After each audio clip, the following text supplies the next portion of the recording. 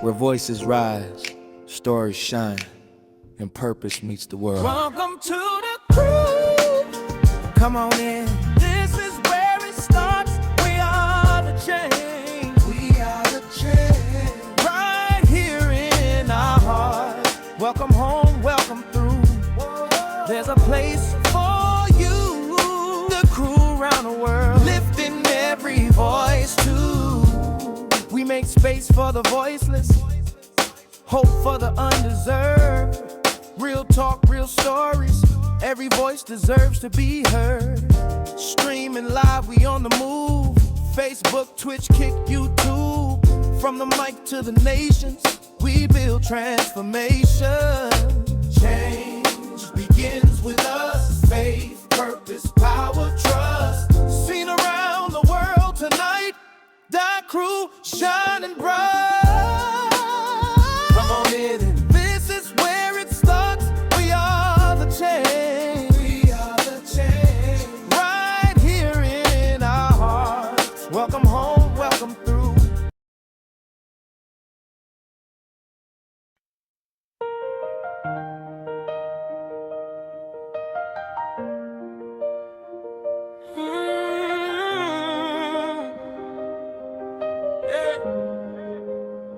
She's got a story written deep within her soul.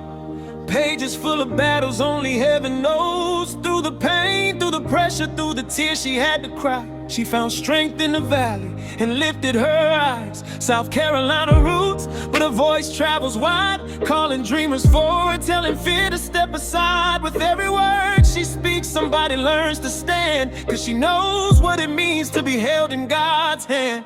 R&B.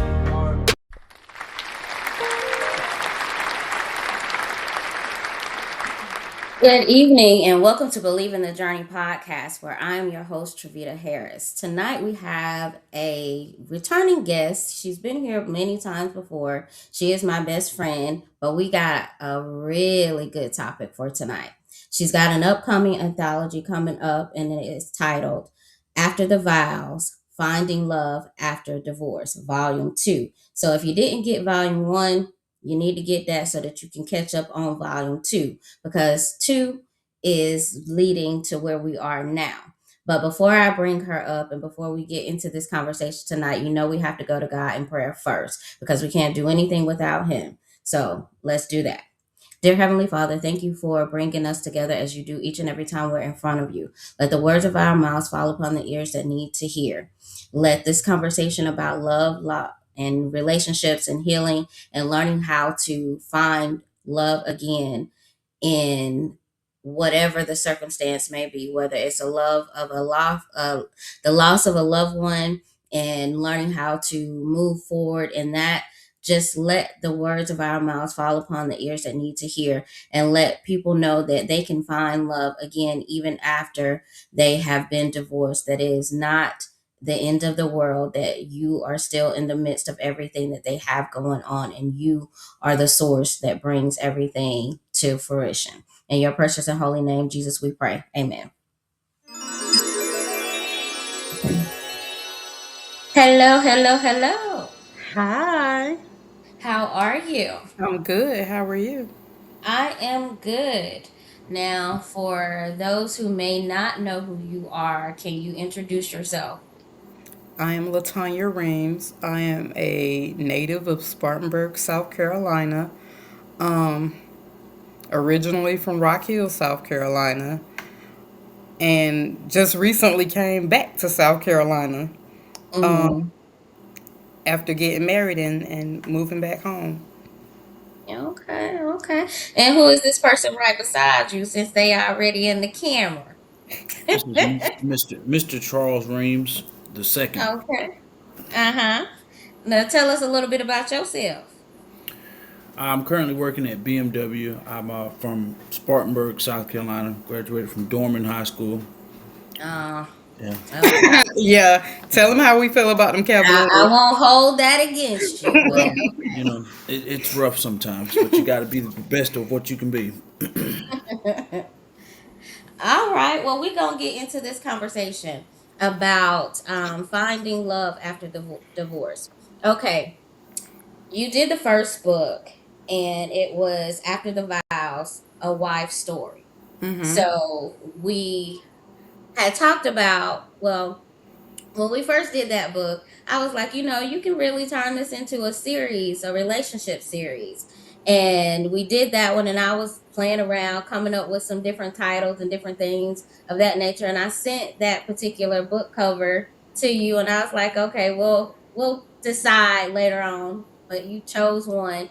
And so we just left it at that. But life has a way of showing up in the real world when Right. you're going through certain Right. things. Right.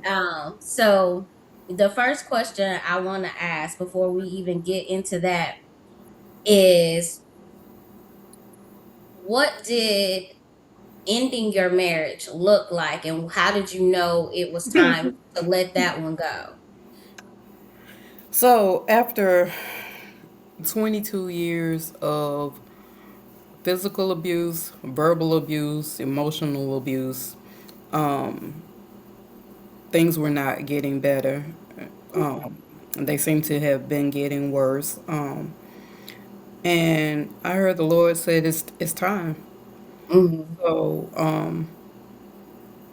July 10th, 2023, I had a run in with my ex, and before it took a turn, I text Deontay and Mm-hmm. I asked him to come and get me.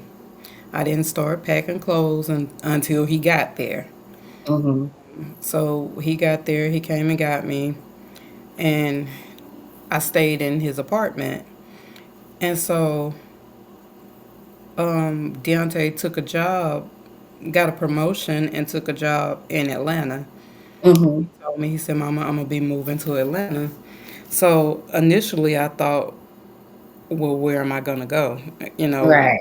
because going back was not an option. And so Mm-hmm. he said, well, Mama, I just always figured you'd go with me. And so I did. Mm-hmm. And of course, you have to be separated for a year before you can get a Yeah. divorce. I had filed, And that. yeah, I had filed, served him myself, Mm-hmm. which I do believe he thought was a joke. Mm-hmm. And he had 30 days to respond. He did not. So they granted me my divorce. Um, I don't think the ink dried well before before I was at the court getting some marriage license to marry my husband. Mm-hmm. Um so yeah, I knew it was over long before I left, but Mm-hmm. I was at my breaking point, so it was. What did the time apart, what did that healing part look like? Did you take time to get to know you all over again? Because being with someone for 20 something years, you tend to lose part of yourself in that, and learning how to rediscover yourself. What did that part of the journey look like? Well, first of all, I will say that it was tough. It wasn't easy. I went through a phase of loneliness. I told you this. Um, the being by myself, Mm-hmm. closed off to the world, just sitting at Deontay's house in my room with the door shut. Mm-hmm. I referred to it as room number two. Um, and I only came out to eat.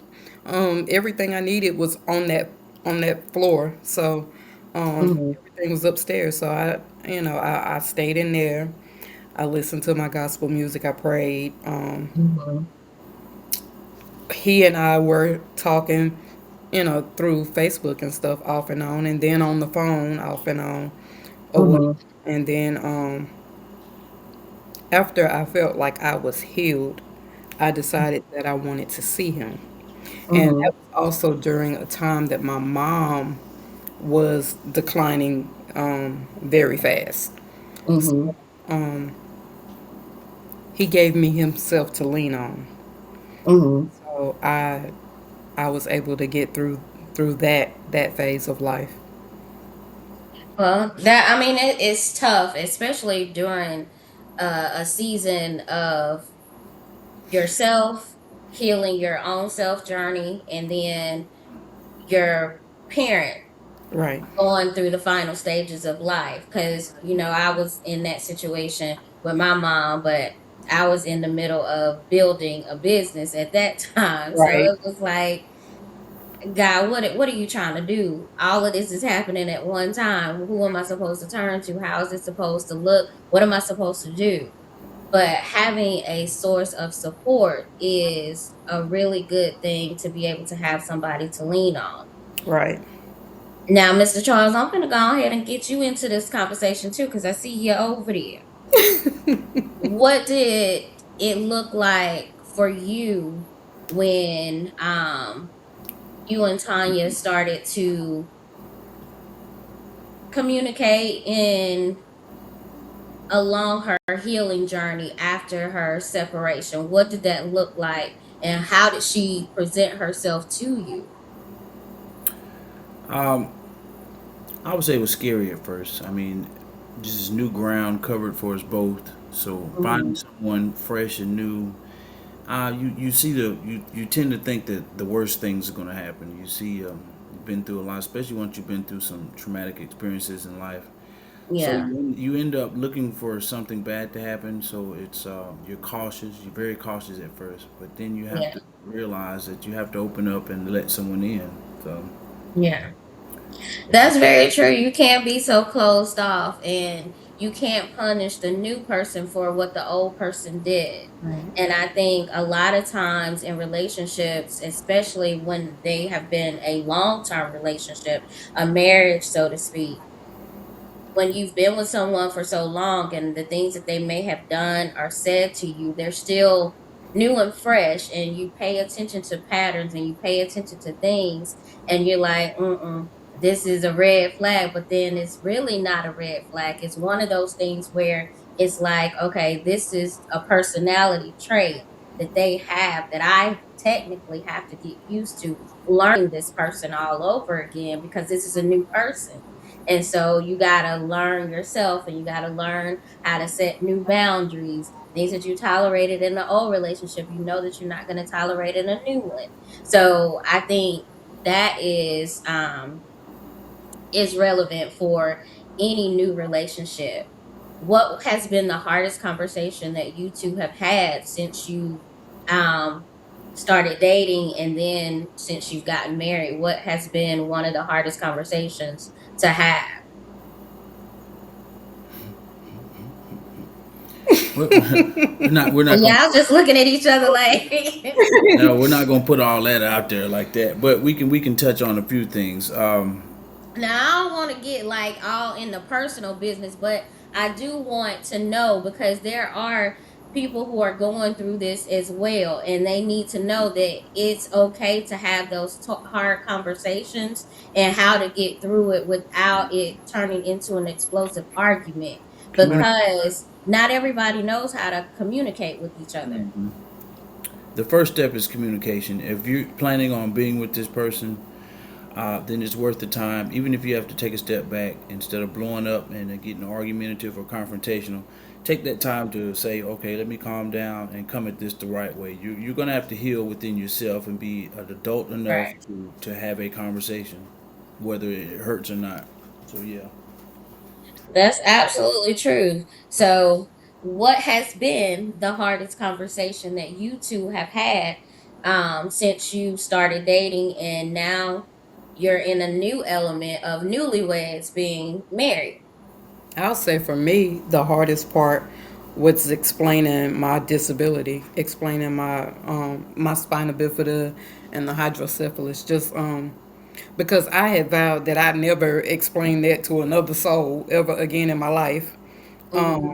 But here I am, explaining the ups and the downs of it, and just sharing that part of my life that it's hard. It's hard for me to talk Yeah. about from time to time, but he's made it easy for me. you know, I'm the queen of being in the hospital.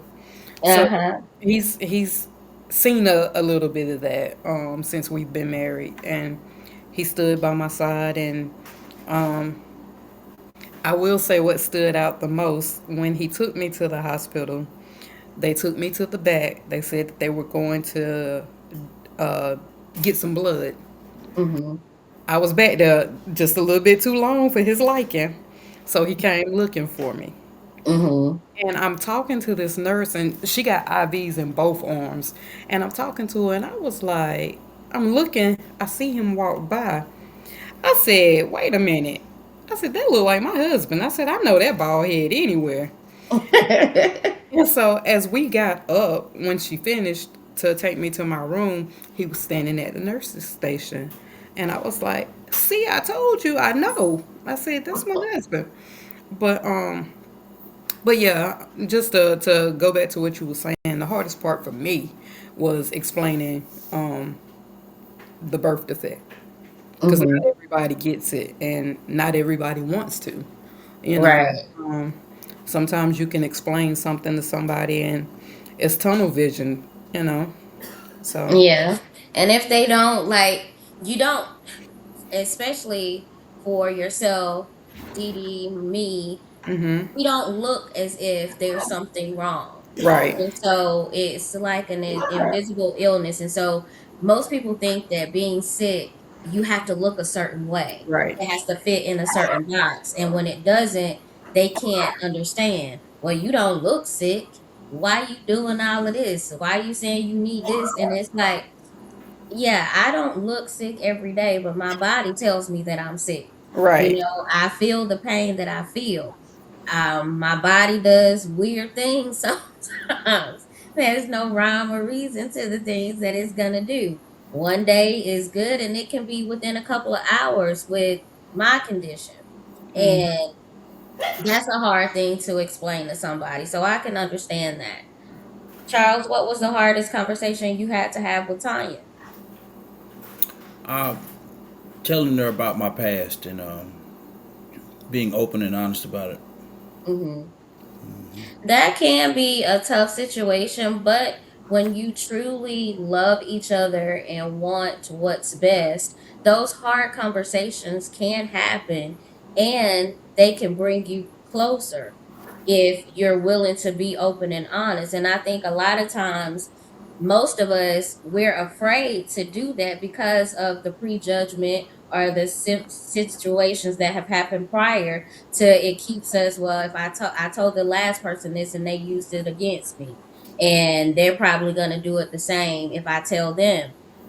But right, if you go through life thinking that everybody is the same, you're not going to be able to receive the love that God has out there for you in that space, you know. So we have to be honest with ourselves, not just with ourselves, but with our partners as well, to know that it's okay to be open. It's okay to be honest. It's okay to be vulnerable. It's okay to take baby steps. It's okay to do those things. So, next question I got is basically when it came down to actually getting your divorce and getting that final paperwork, what did that feel like for you? it felt like freedom. I can agree with that because when I got mine, honey, I jumped up and down. Okay, baby. I was like, I am gonna celebrate this right here because it took so long to actually get the divorce.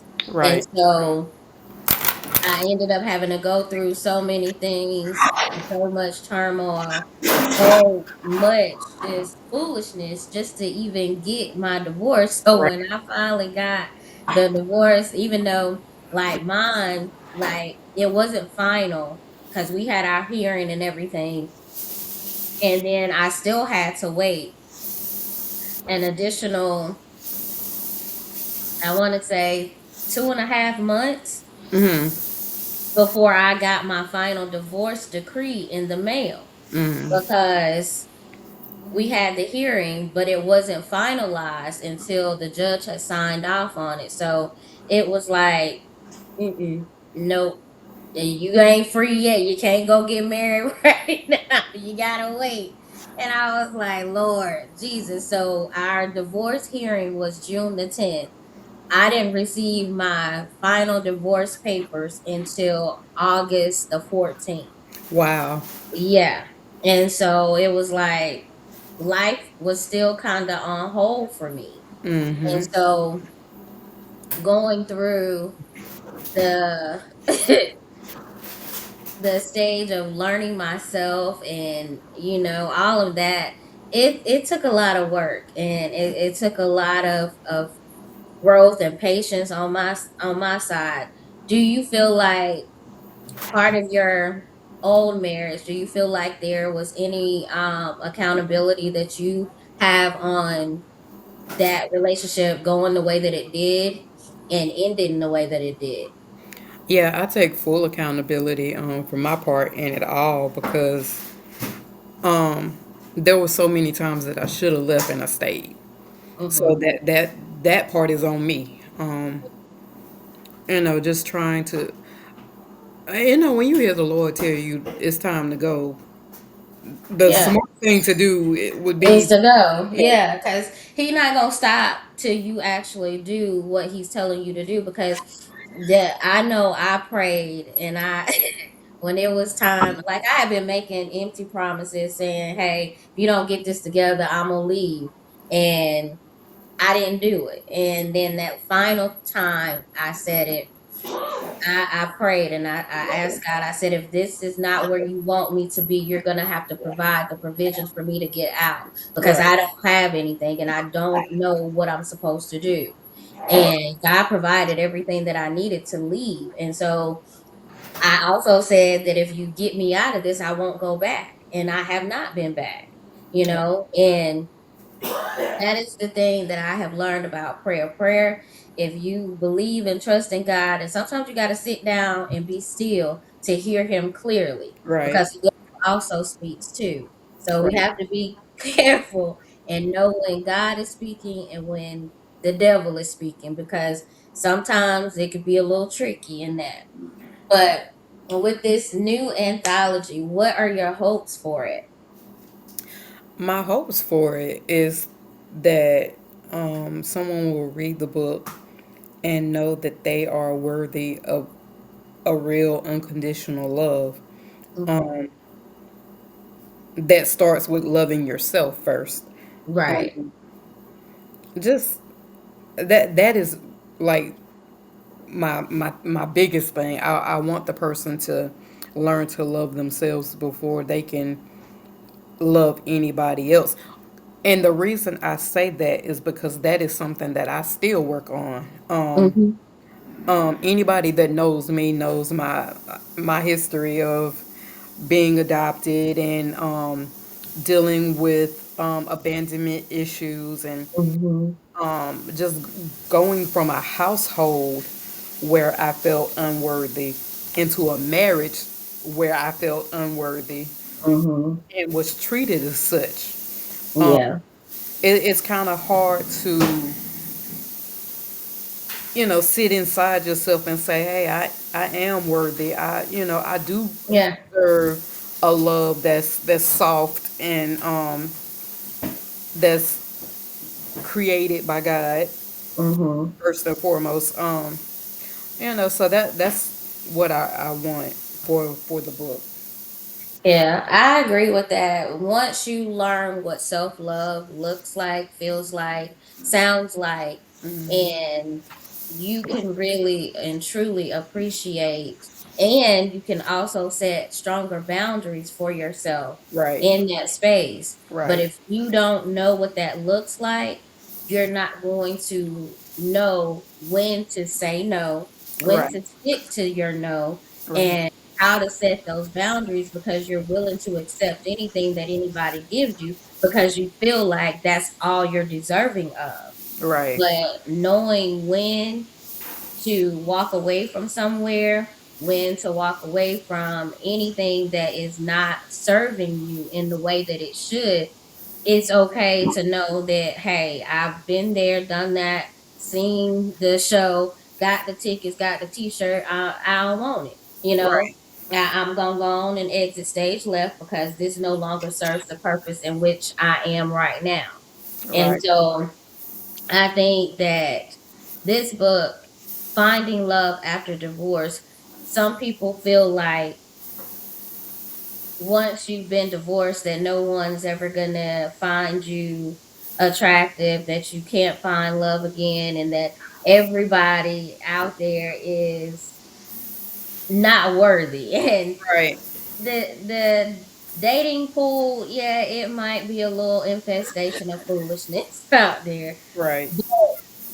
You're only going to attract, and this is just my opinion on this, you're only gonna attract what you put out there. Right. And if you keep Absolutely. putting that same negative energy out there, and if you keep thinking that you are not worthy of someone to see you, to hear you, to appreciate you, and to love you for everything you've been created to be, then you're gonna get what you put out there. You're Right. not gonna get anything more than that.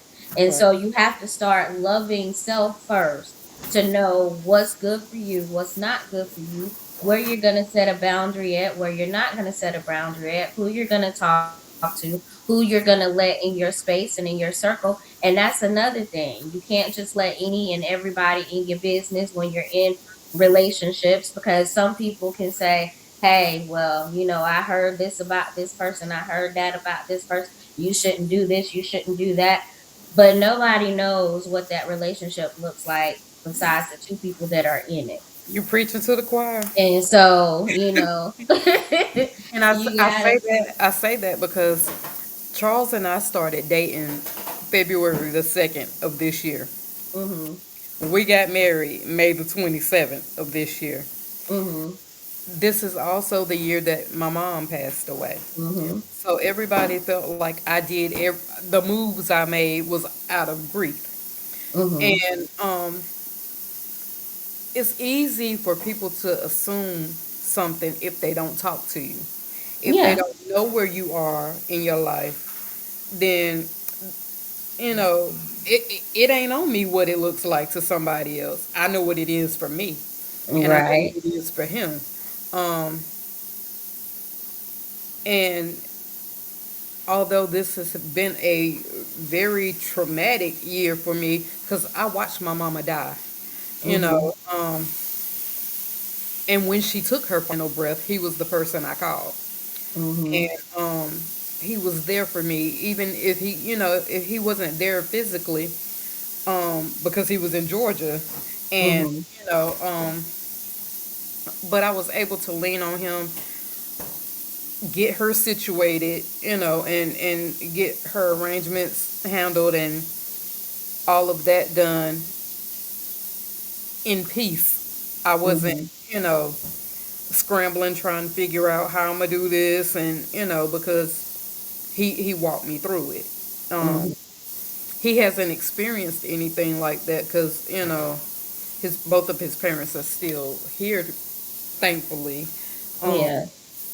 but just being able to hold my hand through it Mm-hmm. is meant more to me than anything. Right.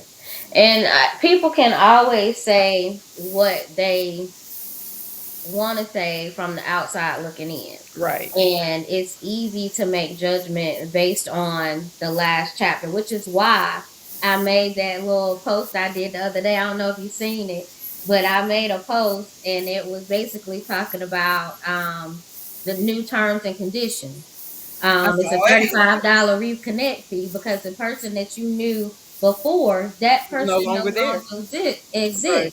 So the new version of me, you're gonna have to get to know me again. And if you're not willing to go with the new terms and the new conditions, then you're gonna stay on the outside. Right.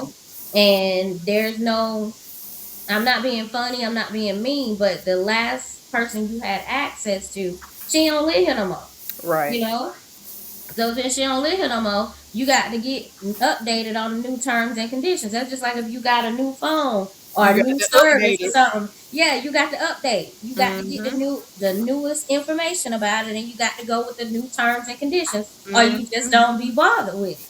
You got to And let that Android go and get that iPhone. now I'm not going with no iPhone. I'm at Team Android till I die. And that's He got an Android too. That's why I said it. exactly Team Android till I die because I do not want no iPhone. So, but it's quick and it's easy to say, well, I wouldn't do this and I wouldn't do that. But when two people are in a relationship together, it's those two people because they have to communicate to each other. They have to know what they like, what they don't like, and what I'm fixing for myself to eat. You ain't got to eat, Right. and that's what I tell people. What's on my plate is for me. I fixed it the Mm-hmm. way that I like it. Whatever is on your plate, you got it the way that you like it. You Mm-hmm. might want some fried chicken. Today I might be in the mood for baked chicken. Now you over here looking at my baked chicken because you got fried chicken, but your fried chicken look a little dry. Mine got a little moisture in it. What is you upset for? You chose your plate. Eat what's on your plate. Don't be coming over here looking kind of trying to compare. This ain't for you. You know?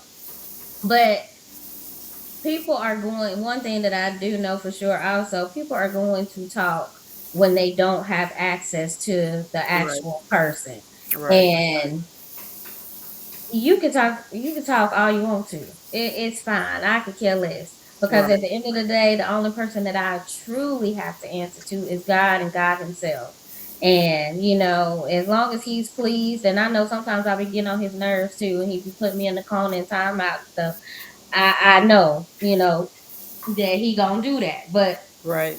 it's just what it is. But this book is going to touch people in ways that I think they know that they don't have to stay by themselves because you hear all these different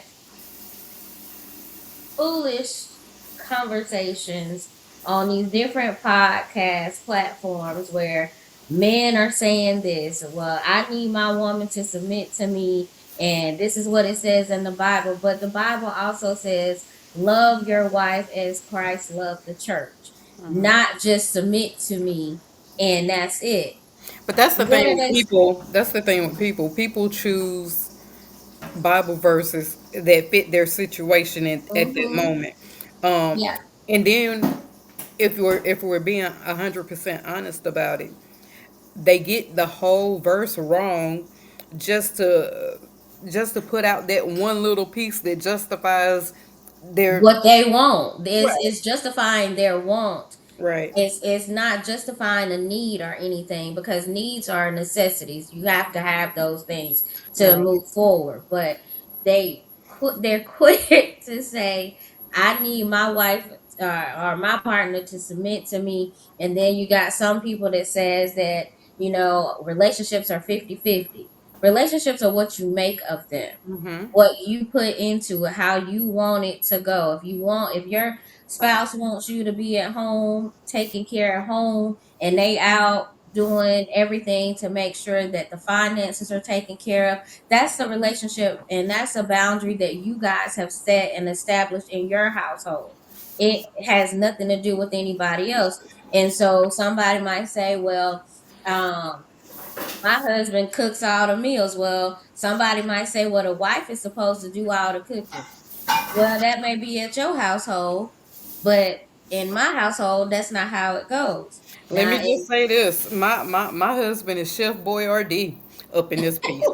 Um, he's actually cooking as we well. He just finished cooking as we speak. And look, he got a plate. what you got on the plate, girl? I see some mashed potatoes. No, that's scrambled eggs. Oh, y'all having breakfast for dinner? Yeah, we having breakfast. We got sausage and we got toast. But yeah, he does that. But I say that to say, that's his pleasure. That's what he likes to do. He likes to cook. It gives him peace, and that's his And thing. see, that's my thing. However, I love to cook. You know me, I'm gonna cook something down. however, he works. He go out and get it, and while he's doing that, it's on me to take care of what's in the house. I wash his clothes, I cook, and you know yourself, cooking has never been my thing because I don't eat a Right. lot. I can eat me a sandwich and go on about my life, but Yeah, I seen that little meal you had cooked the other day. I said, look at her in the kitchen. girl, Yeah. I'm gonna make sure my husband eat. I am. I I am. said, look at her in the kitchen. Now, one thing I can say, now, only thing in this house Dion is allowed to cook is breakfast. That's it. He can't cook nothing else. Yeah. Um, I'm not, no, baby. That's all right. Don't do my brother-in-law. Listen. He is the breakfast. Breakfast is his thing, and I'm good with the breakfast. Oh, that's good. I haven't tried anything outside of that because he quick to microwave something, and I'm not a microwave kind of person. Right. I'm a prepare from scratch kind of person. You Mm. know, so that is my cooking. That's my thing. Stay out my kitchen, sir. Don't be in there messing with stuff. That's 'Cause, my fortress. yeah, don't do that. Just Mm-hmm. I got you. You do that. But leave my pots and pans alone. That's not your space. That's not your ministry. Okay, Right. that's not yours. so Right. so stay out my stuff. But you know, he will. I will say that he is truly going to make sure that everything is taken care of, and I don't have to want for anything.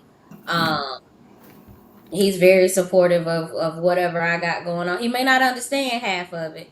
And Right. he quick to say, I don't know nothing about what you're talking about, especially when I'm talking about my podcast, doing my editing for my books and stuff like that. Mm-hmm. And he'll be interested, but then he'll be like, okay, I don't know nothing about none of that.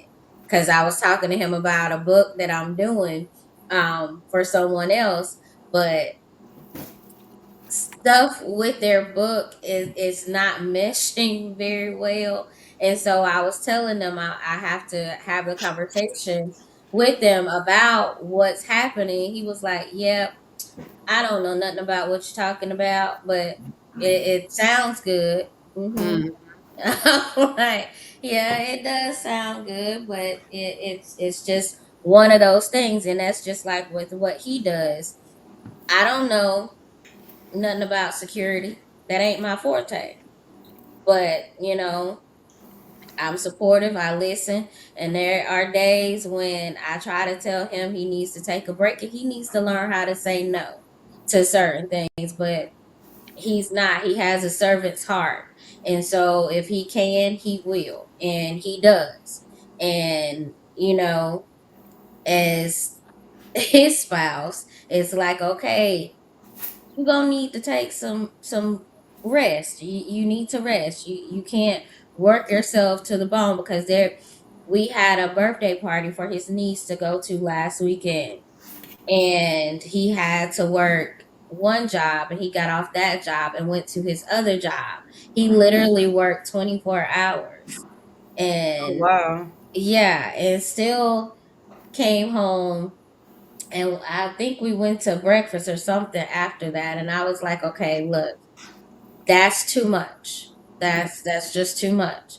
But he still, if it happens again, he's still gonna show up. He's still gonna do it. So finding the right person that not only compliments you, but helps you complete the assignment that God has given you is very, very important. And so you have to make sure the people always talk about being equally Equally yoked. yoked. Yeah. But at the same time, God will place somebody with you that is going to challenge you in those unhealed spaces. Right. And knowing when those spaces are unhealed is where those tough conversations come from. Right. And you have to be able to recognize, is this person really looking out for my best interest, or am I being the issue, or am I being the problem? because number one, we have to be able to admit to ourselves that, hey, you're being ridiculous. And that's one thing I can say that I miss my mama about, because my mama would tell me you was wrong and you need She to ain't apologize. pulled no punches. My No. mama would quickly tell me, you was wrong and you need to apologize. And I don't want to. I don't care nothing about what you don't want to do. You gonna I say you still stop. remember when we were on the way to the sipping sea, and she looked at Uh-huh. me and she said, "Baby, I don't know how she's still your friend after all these years. She wouldn't be my friend." Uh-huh. And Miss Freddie, she Yeah, she she didn't threw care. you slap under the bus. Yeah, she don't care nothing about that. And we was on the phone one time and I had said something and I had told you something and she was like, Tell Tanya to hang up. Tell her to hang I up the heard him. phone. I Mm-hmm. said, I'm not telling her nothing. I said, because if she want to hang up, she can hang up. I said, but what I'm telling her is the truth. So I don't care. She's like, I couldn't be your friend. You not my friend. You my mama. So be quiet. This conversation didn't even have nothing to do with you. You was supposed to be asleep. Right. Like, I remember. all in my business. I remember. So go back to sleep. But that's one thing I can say that I do miss my mama for that. Cause honey, she would tell me, honey, you need to apologize. You was wrong. Yeah. And even when Brad and I were together and he would do something and I'd be like, okay, I don't cuss him out. She'd be like, okay, but you was wrong. You need to go apologize. I'm not. You was wrong, Triveda. Go apologize to him. I'll apologize tomorrow, but I ain't doing it today because I meant what I said. She said, you can mean what you say, but your delivery was wrong and you need to say you sorry. You picking Picking him sides. over me. Yeah. And so she like, I ain't picking no sides. You just wrong. But having somebody that can tell you when you wrong and not be mad about it says a lot, because being able to communicate, knowing when and how to effectively argue, being able to fully listen to your partner when they're upset or they've done something or you've done something to hurt them, being able to sit down and have that conversation. Hey, listen, what you said or what you did hurt my feelings and we need to talk about this. Those are important parts of growth in relationships, and Can you're I not just say? always going. Yeah, go ahead. Can I just say this? Um, the difference between my marriage now and my marriage before, he is very gentle with me. Mhm. Um, and very patient because I come from a place of everything is against me. And I Yeah. have this tough exterior where I'm always on alert about any and everything. Yeah. But um even when we disagree, he's not in my face. He doesn't make me feel small. He talks to me like I'm a human being. And Mhm. that that means more to me than anything. Like we can Yeah. disagree and still Yes. laugh and kick it the same day without, you know. Walking around on Right. eggshells. Right. And that shows a level of maturity. Not everybody gets there because not everybody wants to communicate, because some people think that when you bring something to their attention that you're trying to argue, but Right. not every discussion can lead to an argument if you're willing to hear what the other person is saying. Sometimes a person just wants you to hear what they're saying and not be talked over, not being Right. dismissed or anything like that. Because if somebody brings you something that says, hey, listen, that hurt my feelings and I think we need to talk about it, there's no need to argue about it, but understand, hey, I stepped on your foot. That hurt. Okay. You don't get to tell me that you stepping on my foot didn't hurt me because Right. you didn't feel it. You caused the pain, but you didn't eliminate the pain. Right. And you can't tell me that it didn't hurt me. So I need you to hear me. So being able to have somebody that you can actually talk to, that hears you and that is willing to help you through whatever it is that you're going through. That's important. And that's an important part to have in a relationship and to find in a partner. And so y'all continue to do what y'all do. Keep God first, center, and everything, and keep the foolishness away. Stop, you know, letting people. Cause I know how you are, honey. You'll let something get to you in a heartbeat. I'm working And on that though. Don't look at me like that. look, I looked at See? it the same way. So Y'all both just looked at me the same way. It's funny. I'm gonna need y'all to back up off me. Back up. absolutely not. But Because I mean, I'm a work in progress. I come from a place where um yeah, keep everybody else if out I your needed to go off, relationship. I was gonna go off. And I mean, Yeah, I mean, yeah, that's fine. But sometimes, like I told my sister not too long ago, just because somebody says something don't mean you gotta get dressed and go on up there and show out too. You ain't got to put your clown suit on to show out with them. Let them be the fools at the circus by themselves because that don't need no audience at all. So just because somebody's saying something or doing, you know what your situation is. You know what you're dealing with. So responding to foolishness and outside naysayers is pointless right, because what you're doing is your business. And you know, do what you do. Do what you do, but keep it between y'all because your relationship is sacred. And anytime you can allow somebody to come in and then just start talking and saying this and saying that, and now you don't got all bent out of shape, and now you got a little attitude because you don't seen something on the Facebook or the Twitter or the Instagram or whatever it is, and now you all beside yourself, and it's pointless. That ain't got nothing to do with nothing.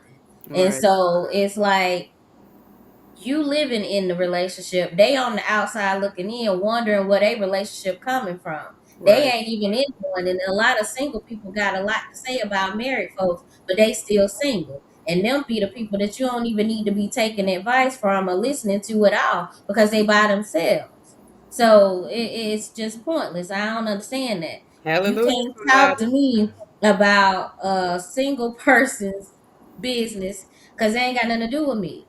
Right. Cause I got somebody I gotta be mindful of when I'm making decisions and be considerate of because I'm a representation of him and he's a Absolutely. representation of me. And so if we're going to be I don't want to put him in a compromising position that he doesn't know anything about. And I hope that he wouldn't put me in a compromising position that I don't know anything about. Right. But your business is your business. You and God and him. And that's it. Those are the only people that's supposed to be in that relationship. If y'all not talking to each other and talking to God every day about what y'all need to do and build together, everybody outside of that, they shouldn't know nothing. They shouldn't hear nothing. They shouldn't see nothing. They shouldn't speak nothing unless it's positive. And anybody that was not part of the ceremony ain't got nothing to say. Ain't got nothing to Not a say. word. Not a Because you word. want people who are going to pour into you and not take away. Like I gave you that analogy years ago with the colander.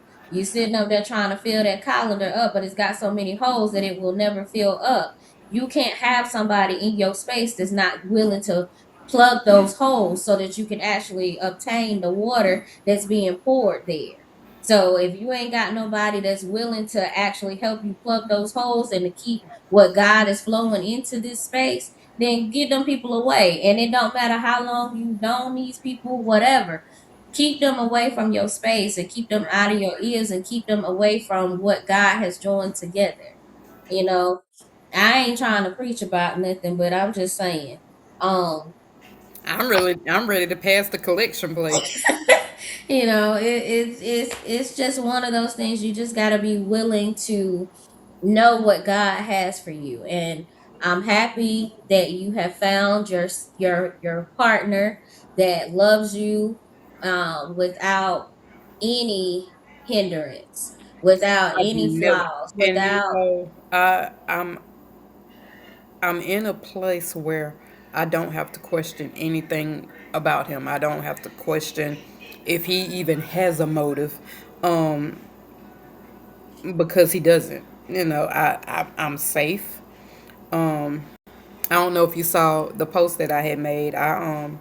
My mama used to worry about me, and as far as somebody harming me or whatever. I even in her death, I needed her to know I'm safe, I'm good, and like sometimes I feel like that man care more about my health than I do, and it's. Have you taken your pills today? Have you taken your vitamins today? How much water have you drink today? I mean, things that sometimes I don't even think to do. Yeah, it's just simple things. Right. I Child, trust me, I know because it's did you take your medicine today? Did you eat today? Did you, sir, can I mind my business right now? Even while he at work, he'll text me because I have a hard time sleeping at night. So he knows that once he leaves to go to work in the morning, I'm going back to sleep. So Mhm, he'll text me at a certain time and he'll, baby, get up, go eat. mhm, And now mhm, I don't know if he texts or called his mama to see if I've eaten, but he always makes sure that I'm good. So mhm. You know, I thank God for him every day, every day. Listen, medicine is the person that we need. And sometimes, like I say, it may not be in the package that we want it to come in, but it's Right. in the package that is necessary. And it's up to Absolutely. us to actually receive it. Yep. Because we can have visions and things that we think God has said, this is what I have for you. And we got a whole vision in our head, and that God, like, I didn't tell you that. You told yourself that this is what I got for you over here. You Mm-hmm. got to stop trying to do my job for me and let me do what I do all by myself. Right. So, you know, I'm just really happy. I can see the peace on your face. I can see the peace in everything that you do right now. And that's a good space for you because it hasn't been that way for quite some time. Right. And happiness and peace looks good on you. So stay in that space, Thank you you. know, because I see it, and I'm not big on making big posts and things of that nature on social media like You're that. not doing this to me, little girl. So and so I just want you to know that I do see you and I see the peace and I see the happiness on you. And what Charles at? Charles, baby, come here for a second.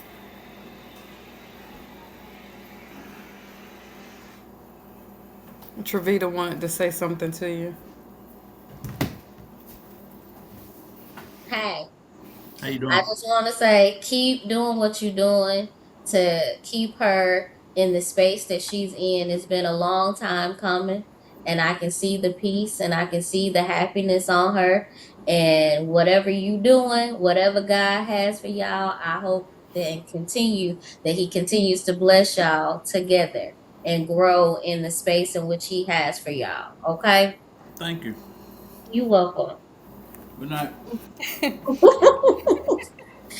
So continue to let God be in the space. Let him lead and do everything that he's supposed to do for you. And let them other folks do whatever they want to do, but that ain't your Absolutely. business anyway. That is not my business. So That ain't my that ministry. yeah, that ain't your business. That ain't your situation at all. So, as I say always, I'm about to close this out. Stay out of God's business. The only thing He needs you to do is be obedient to what He's called you to do. I Before love you you. Uh before huh. you finish, I am still looking for authors to join in on this anthology. If you're interested, please hit Trevita up or myself. There's a $50 non-refundable. What's the word I'm looking for? Trevita? Community. commitment fee. There we go. Um, and if you want your story out there, we would love to have you. I would love to have you.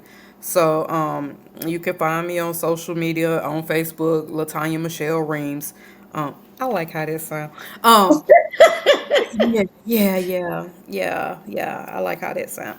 But yeah, Focus. in all seriousness, I would love to have you.